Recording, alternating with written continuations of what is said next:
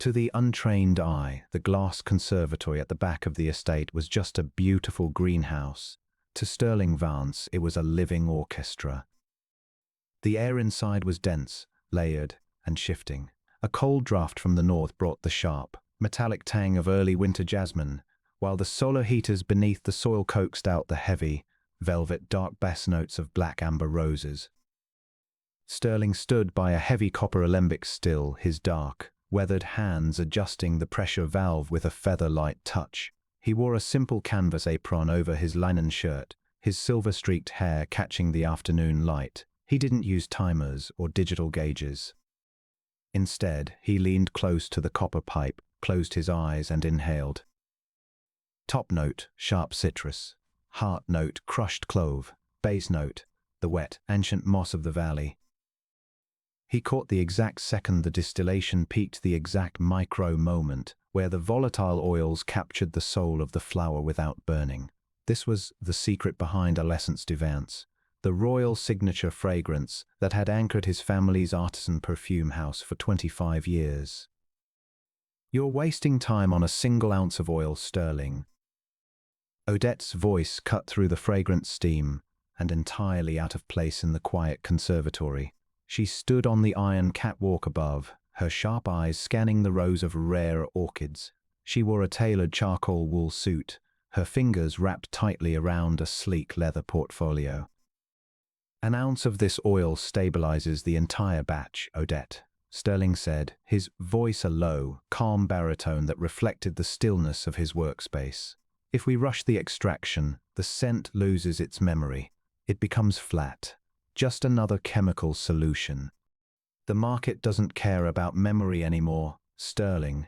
It cares about volume," Odette said as she descended the spiral stairs. She didn't look at the beauty of the blooming glasshouse. She looked only at the ledger sheets in her hands.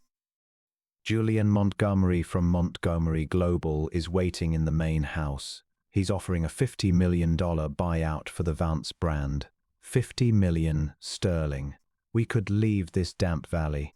We could be major shareholders in a global empire."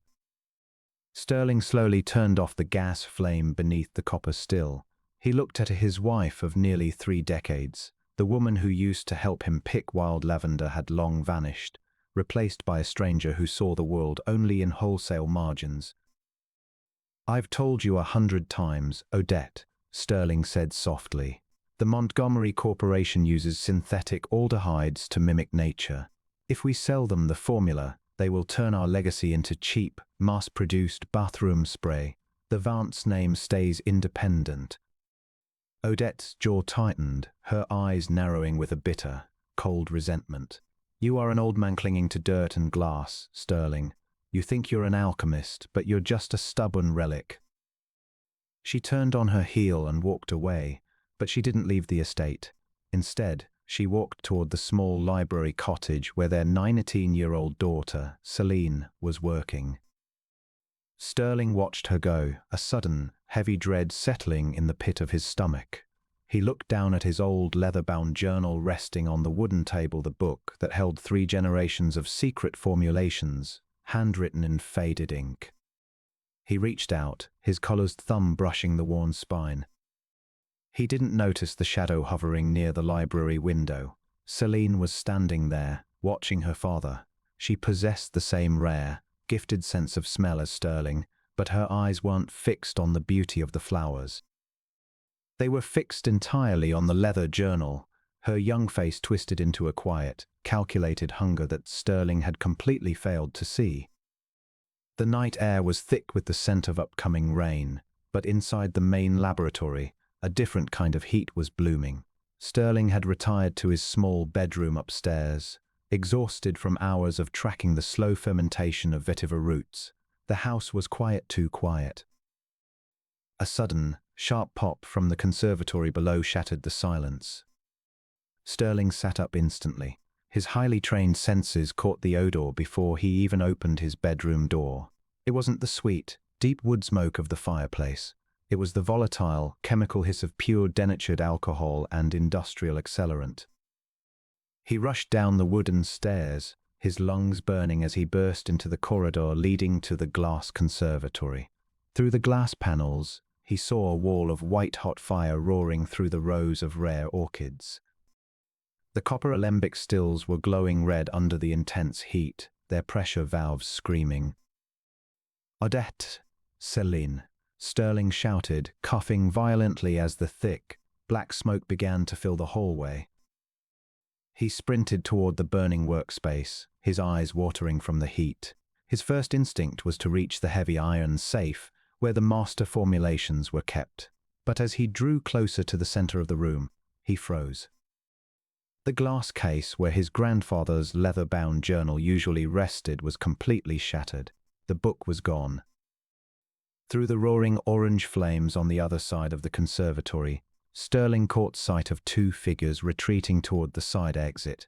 It was Odette, her face illuminated by the fire, holding a heavy velvet bag tightly against her chest. Next to her was Céline. The 19-year-old girl held a half-empty can of industrial solvent in her gloved hand. She didn't look panicked. Her face was a cold, detached mask as she poured a final trail of the liquid onto the wooden floorboards, igniting a line of fire that blocked Sterling's path entirely. "Céline!" Sterling screamed, his voice breaking as the reality of what he was seeing crashed into his chest. "Why?" Céline paused for a fraction of a second at the exit door. Through the smoke, her eyes met her father's. There was no remorse in them, only a cold, sharp ambition that had been nurtured in the dark for years. She didn't say a word. She turned and followed her mother out into the dark night, letting the heavy iron door slam shut behind them. Before Sterling could move forward, one of the pressurized copper stills behind him detonated.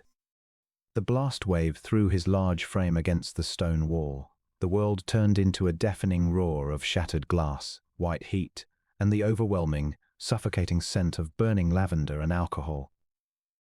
As the blackness closed in over his eyes, Sterling felt the cold floor beneath him, his sanctuary collapsing into ash above his head.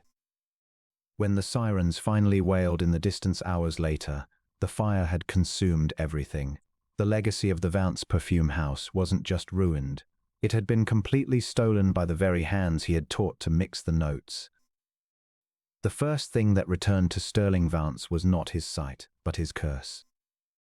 His nostrils flared, inhaling the sharp, sterile, and unforgiving notes of his new reality: industrial bleach, cold stainless steel, and the damp, chalky scent of whitewashed concrete. There was no jasmine here, no wet earth, just the chemical scent of a cage. When Sterling finally opened his eyes, the world was a blur of fluorescent white. His chest was tightly bound in thick medical gauze, and his hands, usually so steady, were raw, blistered, and hooked to an intravenous drip. He tried to sit up, but a sharp, burning agony flared across his ribs, forcing a guttural groan from his throat. "I wouldn't move if I were you, Sterling," a voice said from the corner of the room. The blur slowly cleared to reveal Odette. She sat in a sleek leather armchair that looked completely out of place against the sterile backdrop of the private sanitarium room. She was dressed in an elegant black silk blouse, her diamond earrings catching the harsh overhead light.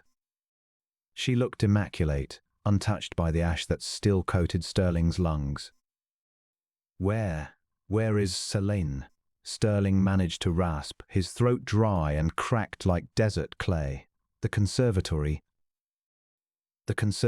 is gone, Sterling, along with the laboratory and the old house," Odette said smoothly, crossing her legs.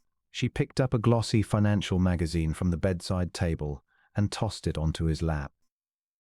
The cover feature stared back at him. It was a photograph of Julian Montgomery, the CEO of Montgomery Global, standing alongside Odette, and Céline in front of a state-of-the-art glass skyscraper. The headline read, Montgomery Global acquires fragrances in requiring $1660 million. Sterling's heart hammered against his bruised ribs. The signatures: "I never signed the acquisition." "You didn't have to," Odette replied, her voice dropping into an icy transactional tone. The medical board signed the paperwork for you. After the tragic accident in your lab, the doctors determined that the smoke inhalation and head trauma caused severe, irreversible neurological damage. Celine and I have been granted full legal guardianship over you and the estate. She leaned forward, her eyes narrowing. As far as the public, the courts, and the board are concerned, Sterling Vance is a broken, senile old man who lost his mind and burned down his own legacy. You are legally incompetent. This private sanitarium in the Northern Hills will be your new home. Sterling stared at his wife, the sheer magnitude of the horror paralyzing him. They hadn't just stolen his grandfather's journal. They had stolen his very identity, locking him away in a madhouse to ensure he could never contest the sale or tell the world the truth. Celine has the journal, Sterling, Odette whispered, a small, triumphant smile breaking her elegant mask. She has already digitized the formulas. Montgomery Global is launching L'Essence de Vance worldwide next month. We have the wealth we deserve, and you have your quiet. She stood up, adjusting her designer sunglasses as she walked toward the heavy oak door. She didn't look back at the man she had lived with for 30 years. Get some rest, Sterling, she said quietly. You don't need to worry about the notes anymore.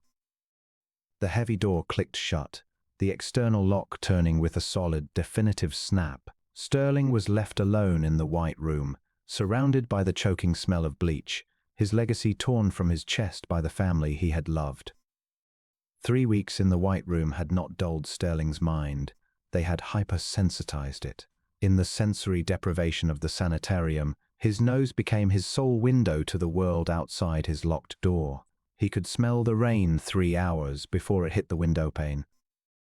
He could smell the cheap tobacco on the orderly's uniform from 10 feet away. But on a Tuesday morning, a new scent drifted through the ventilation shaft from the facility's main lobby upstairs.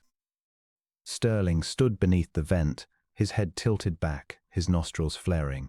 The scent was distinct, heavy, and unmistakably familiar. It was the top note of L'Essence de Vance, the bright, sharp flash of bergamot and Calabrian lemon. A visitor or staff member in the lobby had clearly bought one of the premier bottles from Montgomery Global's massive new retail launch.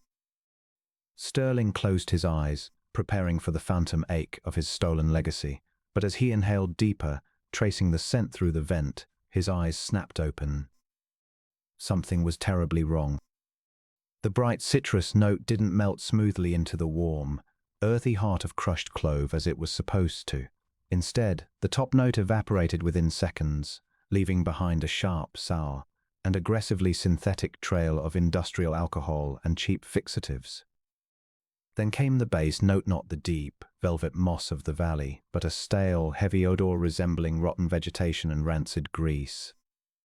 Sterling let out a low, raspy chuckle that turned into a deep cough. Celine had the journal, yes. She had the exact mathematical percentages of the raw ingredients, but she was a creature of the laboratory, not the earth. She didn't know that the black amber roses had to be macerated in cold copper vats for exactly 40 days before extraction.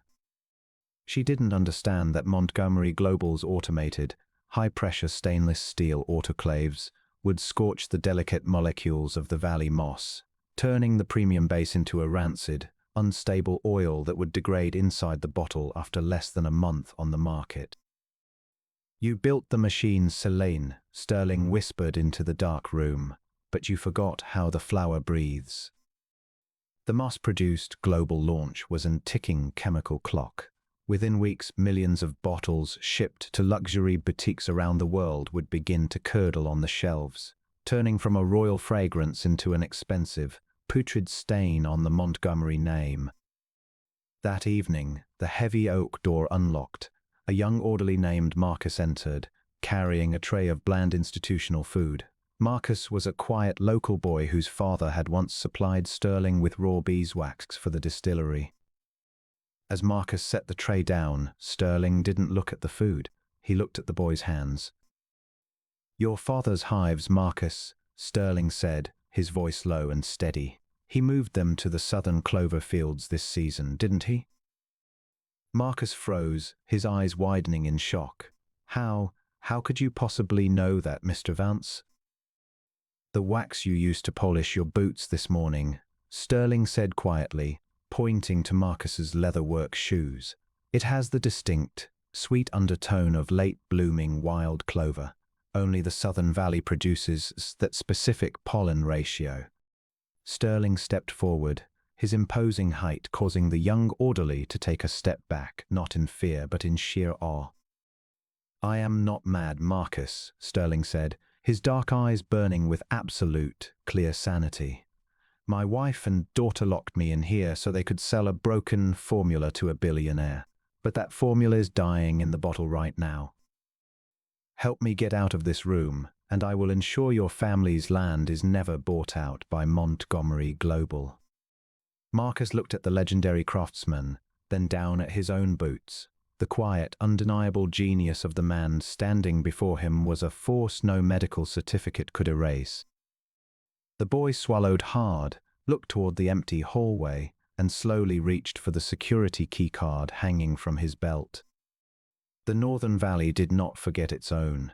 2 nights after Marcus turned the security key, Sterling sat in the back of an old covered pickup truck, watching the sterile white walls of the sanitarium vanish into the midnight fog. He didn't return to the charred ruins of the Vance estate.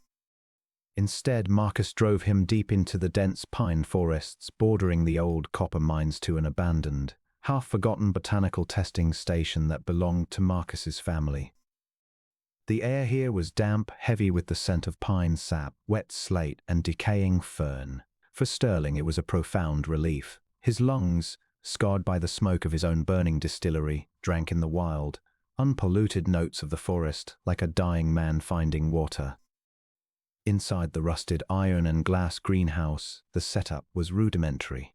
There were no polished marble counters or expensive automated extractors. But under the cracked glass panels, Marcus had gathered what truly mattered: 3 old copper alembics still salvaged from a local moonshine operation, rows of clean glass carboys, and sacks of raw, wild ingredients harvested from the deep valley. Sterling shed his hospital garments, replacing them with a heavy wool shirt and his old leather boots. His hands were still wrapped in light bandages, but as he touched the cold copper of the still, the tremors stopped. "They're looking for you, Mr. Vance," Marcus said, setting down a crate of wild elderberries. Odette put out a private alert. "They're telling the police you're a danger to yourself."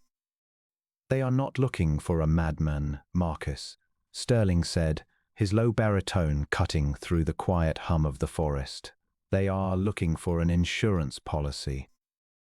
He picked up a handful of dried vetiver roots from the crate. He didn't need a scale. He crushed the root between his calloused fingers, brought it to his nose, and closed his eyes. 6 months old, harvested after the first frost. The oil density is high, but the acidity is sharp.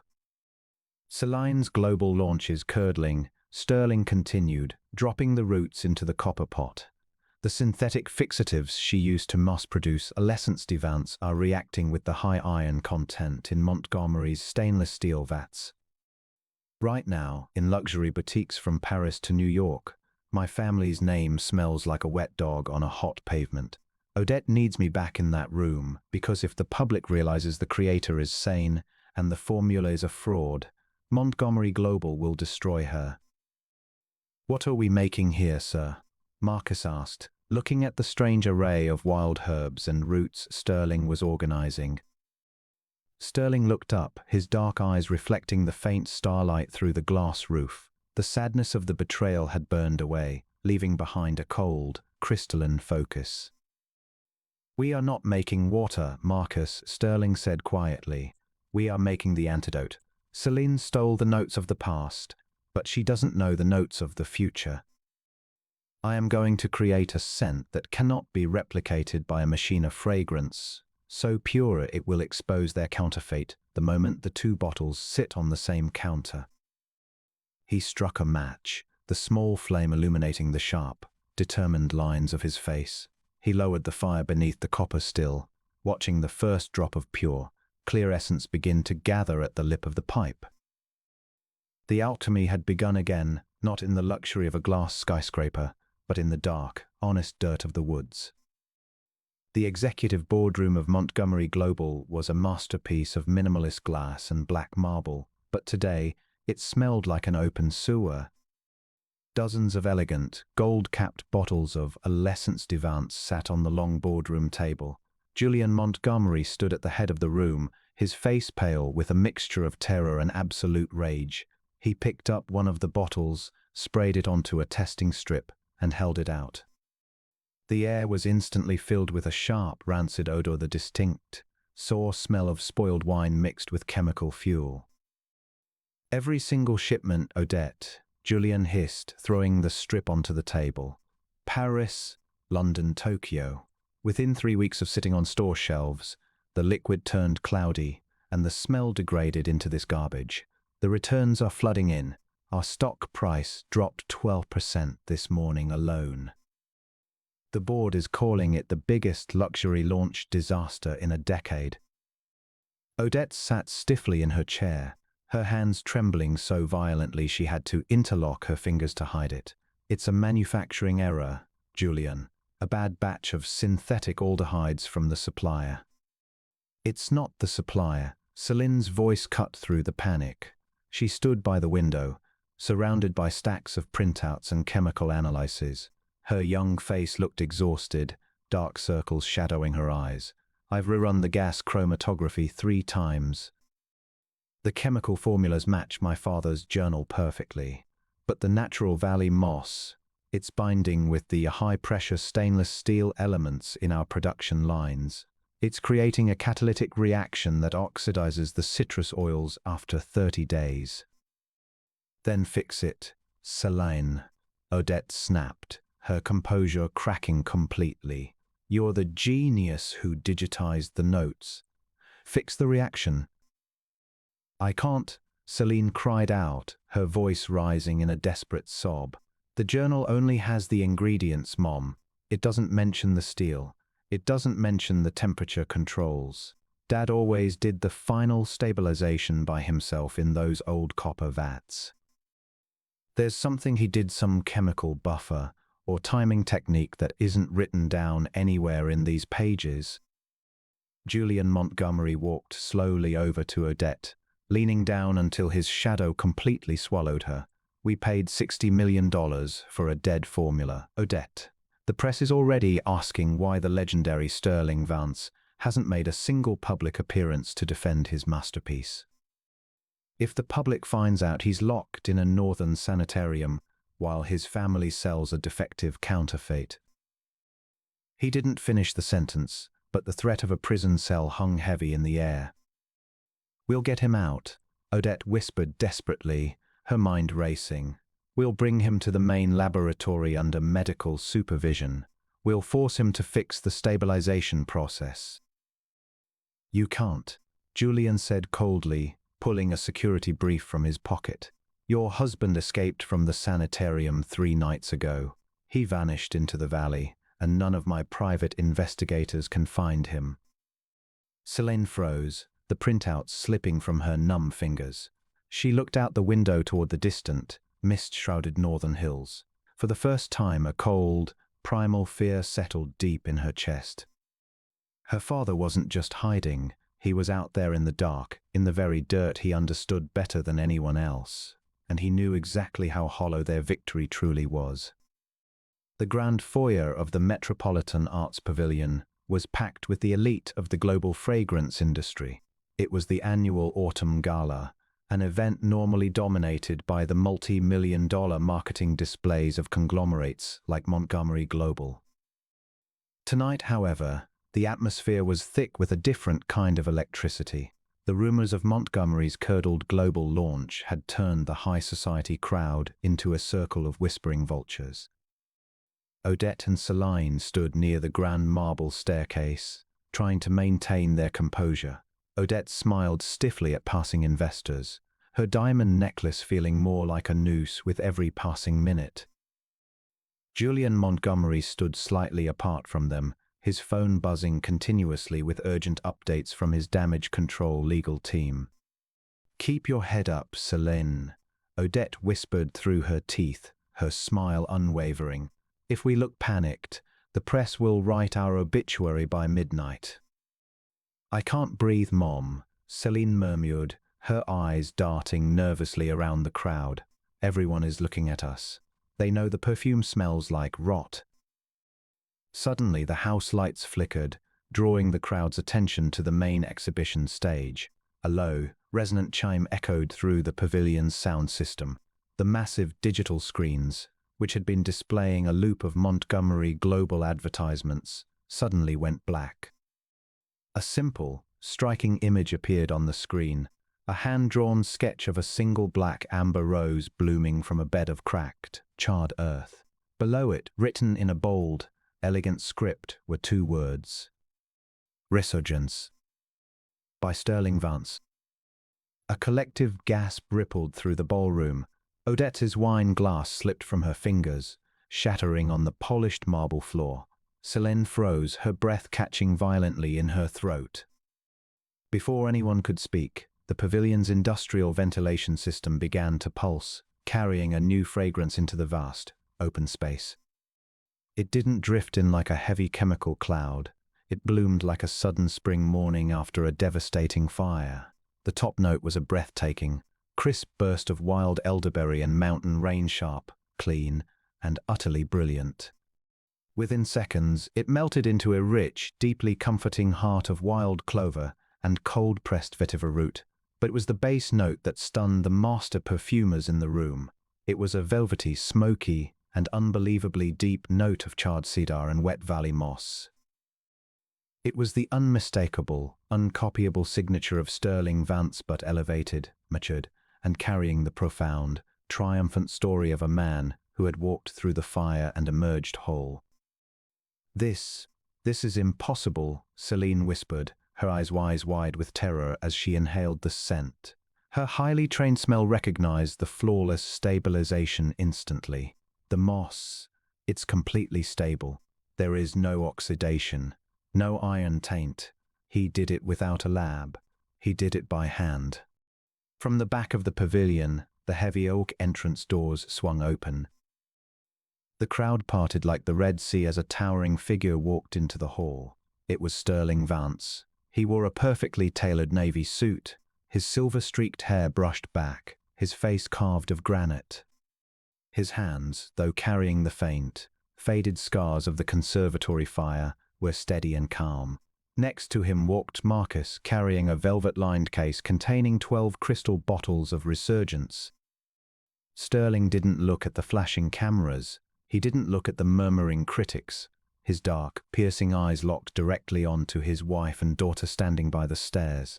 He walked toward them, his heavy, measured steps echoing in the sudden, absolute silence of the room. The VIP mezzanine overlooking the gala was shielded by heavy velvet curtains, but it provided no protection from the suffocating weight of Sterling's presence. Julian Montgomery had frantically ushered Odette, Celine, and Sterling into the private room, away from the prying eyes of the press. Julian slammed the heavy walnut door shut, his face twisted in panic. "What is the meaning of this, Sterling? You are supposed to be in a medical facility. You can't just walk into a public exhibition and launch a competing line using proprietary Vance assets." Sterling didn't look at the billionaire. He walked over to the leather armchair, sitting down with a quiet, imposing dignity. He set his canvas bag on the table, pulling out a single crystal bottle of Resurgence. "There are no proprietary assets in this bottle, Julian," Sterling said, his voice a low, steady rumble that vibrated through the small room. "I built this fragrance in a rusted greenhouse using copper moonshine stills and wild moss gathered from the northern ridges. There isn't a single synthetic aldehyde or machine-pressed element in the blend. Your corporate patents don't cover the wild earth." "Dad," Celine whispered, her voice trembling as she took a tentative step toward him. "The stabilization, the moss didn't oxidize. How did you balance the citrus notes without the industrial vacuum chambers?" Sterling looked at his daughter. The pride he used to feel when teaching her how to identify the notes was gone, replaced by a vast, cold distance. You digitized the journal, Celine, but you didn't read the history, Sterling said softly. My grandfather didn't write down the secret because it isn't a formula. The valley moss must be rinsed in natural spring water running over limestone beds to neutralize its iron acidity before it ever touches the copper. Your high-tech autoclaves scorched the leaves because you treated a living plant like a batch of industrial plastic. Selene dropped her head, a soft, broken sob escaping her lips. The realization that her father's genius could never be copied by a spreadsheet or a machine crushed her remaining confidence. Sterling, listen to me. Odette stepped forward, her expensive jewelry clinking nervously as she tried to salvage her position. She forced her voice into a desperate, familiar softness. We can fix this. We are still a family. We can merge Resurgence into the Montgomery acquisition. We'll rewrite the contracts. You'll be the chief creative officer. You'll have the biggest laboratory in the world. Sterling slowly stood up to his full height, his shadow falling over his wife like an iron wall. A family doesn't burn down a man's life while he sleeps, Odette, Sterling said, his eyes drilling into her with a chilling, absolute calm. A family doesn't sign a sanity certificate to lock their own blood in an asylum for 30 pieces of silver. He reached into his canvas bag and pulled out a thick envelope, tossing it onto the table next to the perfume bottle. Those are the forensic medical reports from the Independent State Clinic, Sterling stated, along with the security logs Marcus copied from the sanitarium's internal servers. The State Board has already revoked the emergency guardianship order. By tomorrow morning, the district attorney will have the complete file detailing the arson, the document fraud, and the unlawful confinement. Julian Montgomery's face drained entirely of color. He took 2 steps back from Odette, his hands raised defensively. I had nothing to do with the fire or the asylum, Sterling. I bought a legal entity. If they committed fraud, my legal team will file immediate cross-suits to protect Montgomery Global. You bought a stolen name, Julian, Sterling said, turning his gaze to the billionaire, and within 48 hours, every retail outlet on the planet will know that L'Essence de Vance is a rancid counterfeit, while the true creator stands behind Resurgence. Odette sank into the nearest chair, her face pale, her hands covering her face as the gilded cage she had built for herself completely collapsed into ash. Sterling picked up his canvas bag, leaving the single bottle of Resurgence on the table as a monument to their failure. He walked to the door, pausing with his hand on the brass handle. He didn't look back at the broken family behind him. Enjoy the scent of the launch, Odette, Sterling said quietly. It's the only heritage, legacy you have left. The high-backed wooden benches of the county courthouse were cold and unforgiving. Inside the majestic, high-ceilinged courtroom, there were no elegant velvet curtains or dim golden chandeliers to soften the harsh truth. 4 months after the dramatic confrontation at the Metropolitan Arts Pavilion, the final evidentiary hearing regarding the arson of the Vance estate and the fraudulent sanitarium confinement had drawn a silent, tense crowd. On the left side of the aisle sat Odette and Celine, flanked by state-appointed defense attorneys. Their fall from grace had been swift and total. Odette's designer charcoal suits and flashing diamonds were gone, replaced by a simple, shapeless dark grey dress. She sat with her hands clasped tightly in her lap, staring blankly at the polished mahogany barrier. Celine sat beside her, looking incredibly young, pale, and entirely defeated, her hands trembling as she adjusted a cheap plastic pen. Behind them sat Julian Montgomery, flanked by 3 aggressive corporate lawyers who spent the entire morning submitting documents to formally distance Montgomery Global from the mother and daughter. On the right side of the aisle sat Sterling Vance. He wore his classic navy suit, his shoulders broad, his large hands resting calmly on his knees. Next to him sat his legal counsel, and behind him sat Marcus and 5 of the oldest flower harvesters from the Northern Valley, their presence quiet and resolute. The judge, a sharp-eyed man with silver hair, adjusted his glasses as he looked over the comprehensive forensic reports. "We are here to rule on the validity of the transfer deeds and the subsequent guardianship order of Sterling Vance," the judge began, his voice echoing off the limestone walls. "The state's Forensic Medical Board has submitted its final evaluation. After reviewing the medical records from the private sanitarium, this court finds that the diagnosis of irreversible neurological dementia was entirely fabricated, supported by falsified lab results, and a significant financial contribution from Odette Vance to the facility's private foundation." A quiet murmur ran through the gallery. Odette closed her eyes, her jaw tightening. "Furthermore," the judge continued, his voice hardening, "the State Fire Marshal's office has concluded its secondary investigation into the conservatory fire. The presence of industrial accelerants, matching the chemical signatures of solvents purchased on Celine Vance's corporate account, indicates a deliberate act of arson."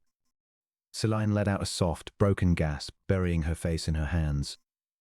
"The court hereby declares the acquisition contract between Odette Vance, Celine Vance, and Montgomery Global completely null and void," the judge declared, bringing his gavel down with a sharp, echoing crash. "All rights, titles, formulas, and intellectual properties bearing the Vance name are restored solely to Sterling Vance. In addition, this court is referring the charges of arson, document forgery, grand larceny, and unlawful conspiracy to the district attorney's office for immediate criminal prosecution." The judge paused, turning his gaze towards Sterling. "Mr. Vance, the global market is currently flooded with millions of dollars of defective, decaying inventory bearing your family name. Montgomery Global has filed for emergency restructuring. How do you intend to address the ruin of your family's trade name?" Sterling slowly stood up to his full height. He looked at the judge, then turned his head slightly to look at his broken wife and daughter. There was no anger in his dark eyes, only the profound, quiet peace of a man who had survived the winter. "I am not going to salvage the old brand, Your Honor," Sterling said, his voice deep, clear, and absolute. "The name Alessence de Vance was burned in the fire. I am letting the ash blow away. I will build my new house on a clean field." 6 months later, the morning sun broke over the northern valley, painting the pine needles in shades of amber and pale copper. Deep within the woods, where the air was cold and sweet with the smell of earth and wild ferns, the old botanical station had been completely transformed. It was no longer a crumbling relic of rusted iron. The glass panes had been meticulously replaced, and the surrounding fields of wild lavender and sweet clover were blooming in thick, fragrant waves. A fresh wooden sign hung by the gravel entrance, its letters carved deep into a solid block of cedar, "Vance Valley Botanicals." Inside the restored conservatory, there was no hum of massive electrical generators, no steel computer consoles, and no synthetic odor of chemical additives. Instead, a series of traditional, heavy copper alembic stills sat over low, steady wood fires. The steam rising from the vents was pure, carrying the rich, complex heartbeat of the valley. Sterling Vance stood by the main copper vessel, wearing his faded canvas apron and work boots. His hands, bearing the healed scars of the fire, were steady as he adjusted the wood fuel. He closed his eyes, leaning down to inhale the steam. Top note, crisp elderberry and mountain rain. Heart note, sweet clover. Base note, the deep, smoky warmth of cedar. The blend was flawless. It didn't degrade. It didn't turn sour. It breathed with the natural rhythm of the seasons, exactly as a true fragrance was meant to. "The morning batch is ready to be bottled, Mr. Vance," Marcus said, carrying a wooden tray of empty, hand-blown crystal flakons. The young man had left his job at the sanitarium to become Sterling's full-time apprentice, eager to learn the quiet, ancient art of the alchemist. Sterling smiled, a warm, deep expression that reached his eyes. "Be gentle when you pour, Marcus. The oil is alive. It needs to settle in the glass without being rushed." The morning courier just brought the European reports, Marcus added, setting the tray down. Montgomery Global has officially filed for bankruptcy protection. Their retail partners have pulled all remaining inventory of L'Essence de Vance from the shelves. The lawyers say Julian Montgomery is cooperating fully with the prosecution to avoid jail time. Sterling nodded slowly, his eyes reflecting the soft glow of the hearth. He had heard from his attorney that Odette and Celine's criminal trial had concluded. They had been stripped of their shares, their bank accounts, and the high-rise offices they had betrayed him to obtain. They were facing multiple years of court-mandated restitution and probationary confinement. They had wanted a life of luxury built on shortcuts and theft, but in burning down his world, they had ultimately left themselves with nothing but ashes. Sterling did not feel a trace of anger toward them anymore. The earth and the copper had taught him long ago that you cannot extract sweetness from a rotten flower. He had let them go, leaving them to the winter they had brought upon themselves. "We have a visitor waiting outside, Mr. Vance," Marcus said quietly, looking toward the open double doors of the greenhouse. Sterling walked out onto the wooden porch. Standing on the gravel path was an elderly boutique owner from Paris, one of the original, prestigious buyers who had carried his family's creations decades ago. She held a single bottle of Resurgence in her gloved hands, looking at the rustic wooden distillery with profound respect. "The world has missed the true scent, Sterling," she said, her voice filled with quiet admiration. "This is not just perfume. This is the truth." "Thank you, old friend," Sterling replied, shaking her hand with his large, soil-stained palm. "But this time, we are keeping the roots in the ground where they belong." As the afternoon sun cast a warm, golden light over the northern valley, Sterling looked out over the endless green pines. He was 60 years old, starting over in a wooden cabin with nothing but his name, his hands, and a young apprentice. But as he inhaled the clean, majestic scent of the wild forest, Sterling knew he was finally standing on a foundation that would never fade.